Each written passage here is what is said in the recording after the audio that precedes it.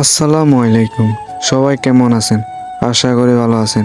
সবাইকে পবিত্র ঈদ উল ফিতরের শুভেচ্ছা এবং ঈদ মোবারক, ঈদ মোবারক, ঈদ মোবারক। তো আজকে ঈদের দিন কি করব ভাবতেছি। তো আমি আর আমার ভাগিনা মিলে চলে আসছি আমাদের নোয়াখালী সোনাইমুড়ি বজরা শাহী জামে মসজিদে। চলুন দেখে আসি আমাদের নোয়াখালী সোনাইমুড়ি বজরা শাহী জামে মসজিদটা।